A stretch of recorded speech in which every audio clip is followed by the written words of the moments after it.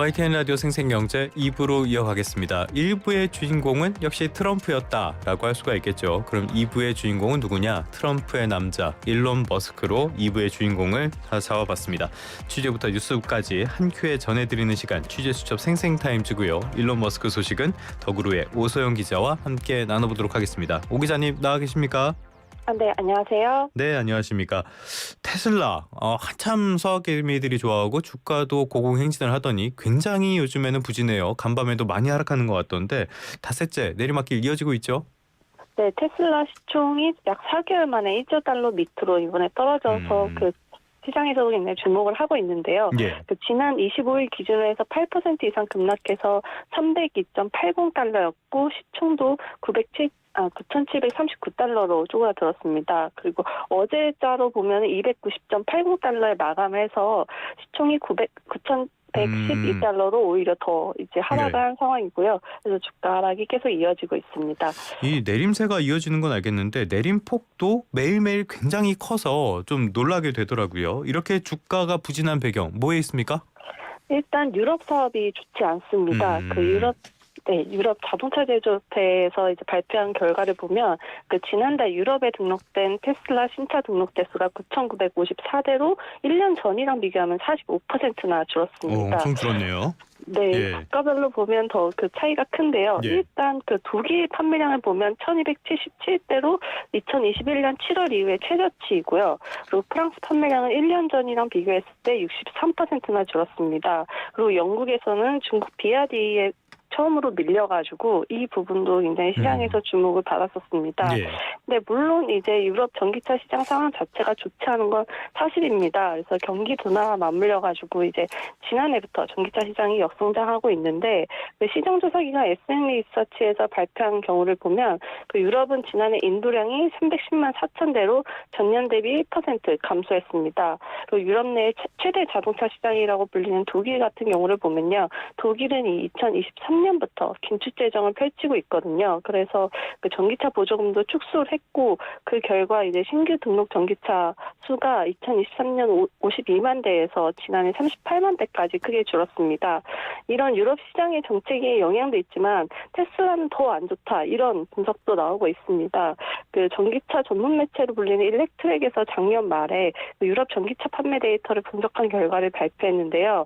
작년 1월부터 11월까지 보면 유럽의 순수 전기차 판매량이 전년 동기 대비 1.4% 줄었는데 테슬라를 제외하면 오히려 1.3% 증가했다. 이런 결과를 발표했습니다.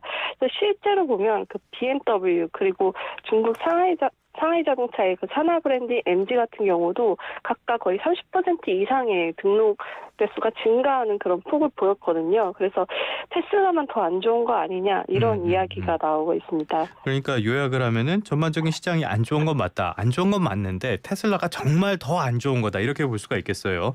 테슬라가 지금까지 독일에 공장도 세우고 유럽 시장에 굉장히 많이 공을 들여왔잖아요. 그런데 왜 이렇게까지 갑자기 상황이 나빠진 겁니까?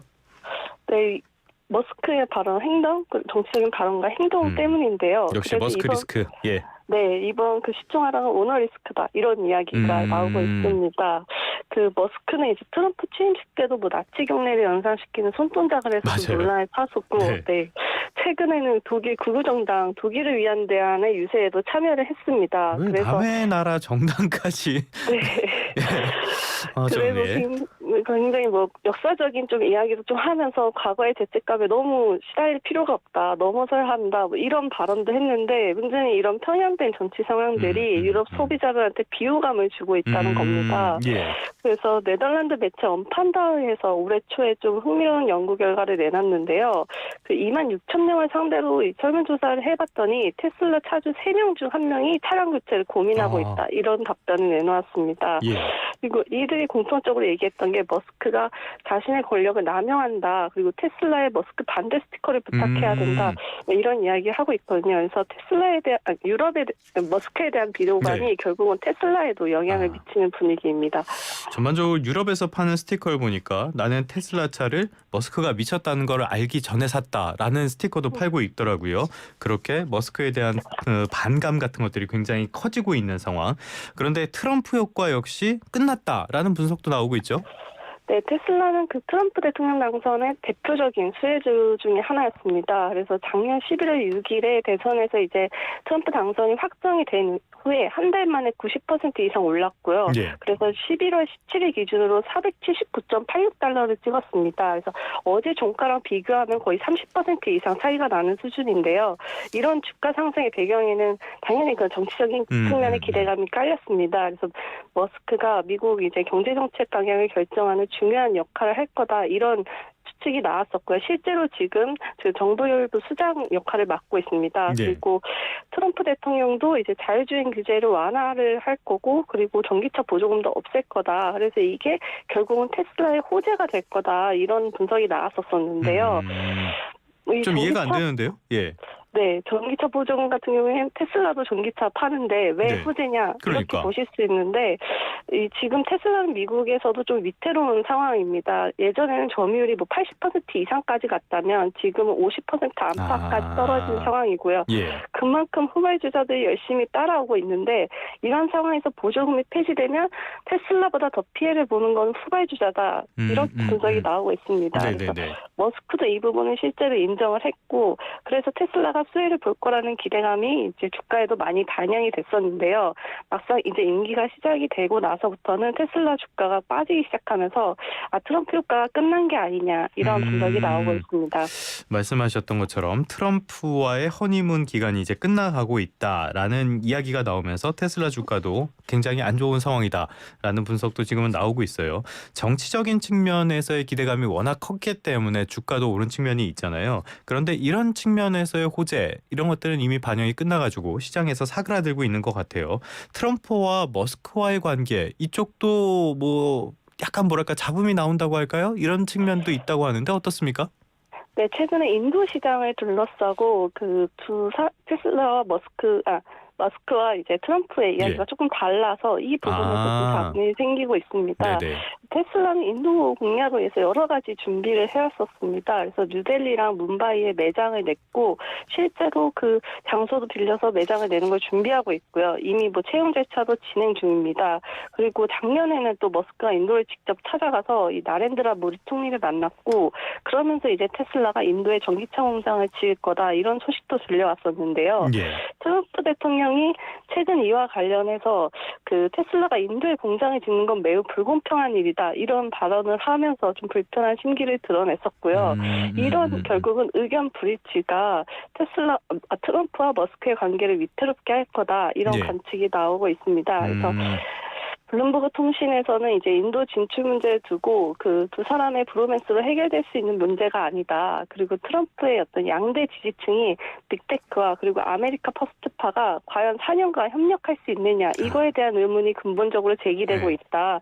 이런 분석을 내놓았습니다. 진짜 어떻게 보면은 빅테크와 아메리카 퍼스트 이거는 별로 안 맞는 그런 조합인 것 같기도 해요.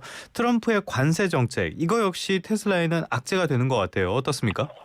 네, 트럼프가 이제 취임과 동시에 여러 국가를 대상으로 관세를 매기면서 이 미국 경제 지표에도 영향을 미치고 있습니다. 그래서 일단 인플레이션 압력이 큰 상황이고요. 그래서 소비자 물가를 보면 지난해 2%대로 떨어졌는데 트럼프 대통령이 취임하자마자 이제 3%대로 반영을 했고 앞으로는 더 오를 거라는 전망이 많습니다. 그래서 미시간대가 이제 1년 후 기대 인플레이션을 예상을 했는데 그게 4.3%로 전월보다 1%포인트 높아진 상황이고요.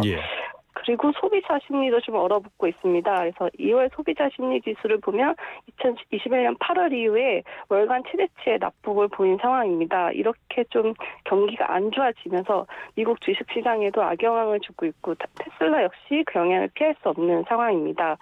그리고 소비자 심리가 둔화되면 당연히 이제 전기차 시장에도 영향을 줄 수밖에 없는데요. 그렇겠죠. 예. 네, 전기차는 또 고가라서 이 경기 영향이 굉장히 타는 소비재입니다. 그래서 미국이 작년 하반기에 금리를 인하하면서 다시 이제 좀 전기차 구매 심리가 살아날 거다 이런 좀 기대감이 있었는데 이제 외려 지금 추가적으로 금리 인하할 거냐 동결이냐 이런 거를 연준에서 고민하는 상황에서 인플레이션 압력이 커지다 보니까 동결로 갈 수 있다. 더 인하는 어렵다. 뭐 이런 추측도 나오고 있습니다. 그럴 수 있죠. 예. 네, 그렇게 되면은 결국은 다시 반등하려고 하는 그 전기차 시장의 분위기를 꺾는 결과를 낳을 수 있고요.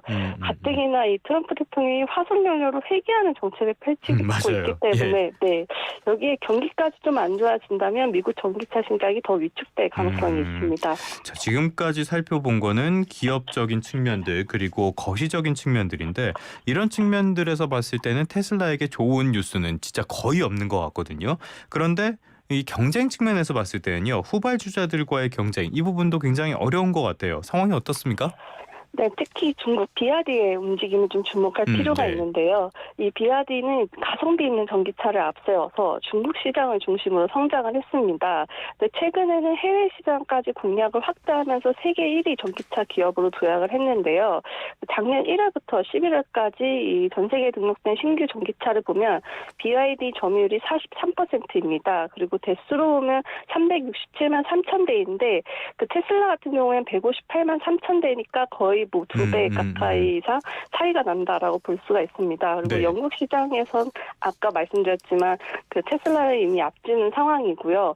그래서 이런 중국을 넘어서 유럽, 해외 그 이외의 아시아 국가들 이런 해외로 그 차세를 키우고 있기 때문에 테슬라의 가장 위협적인 경쟁자로 BYD가 꼽히고 있습니다. 그래서 그래서 이런 후발주자들 때문에 외곽에서는 트럼프가 수입산 자동차에 좀 고율 관세를 매기고 그리고 전기차 보조금까지 폐쇄하면 뭐 테슬라에 좋다 이런 시각도 있는데요.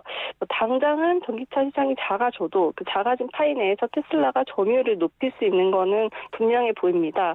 근데 좀 장기적으로 보면 오히려 경쟁력을 저하시킬 수 있다 이렇게도 볼 수가 있을 것 같은데요. 그 미국 조선업의 세락을 얘기할 때 가장 많이 얘기하는 게 존스법의 부작용입니다. 네. 이 법안은 미국 내 화물 운송을 하는 선박은 반드시 미국에서 건조돼야 된다라는 법안이고 미국 조선업 산업을 보호하고자 만들어진 법안인데요. 결국은 이게 현지 조선소들의 경쟁력을 쇠퇴시키는 결과를 가져와서 결국 지금 뭐 트럼프 당선인도 한국에 의존하려고 하는 그런 뉘앙스를 취하고 있잖아요. 네, 그런 그 전기차 산업도 마찬가지입니다. 결국은 후발주자가 생기고 파이가 커지고 그 좋은 기업들이 가려져야 그리고 그 와중에 테슬라가 살아남아야 좀 더 경쟁력을 부여한 기업으로 오랫동안 성장할 수 있기 때문에 그런 측면에서는 지금 폐쇄적인 정책이 그 테슬라에게 그렇게 유리하진 않아 보입니다. 굉장히 좀 뭐 경쟁이 없으면은 어떻게 보면은 도태되는 거는 당연한 시장 논리이기도 하고요. 원래도 과대평가 논란이 있었는데 캐즘 속에 중국 기업의 추격 그리고 트럼프와 머스크의 리스크까지 있으니까 앞으로 테슬라 투자하실 때는 이런 부분들은 충분히 유의하면서 접근을 하시는 게 좋을 것 같습니다. 지금까지 더구루의 오서영 기자와 함께 테슬라에 대한 이야기 나눠봤습니다. 오늘 말씀 고맙습니다. 네, 감사합니다.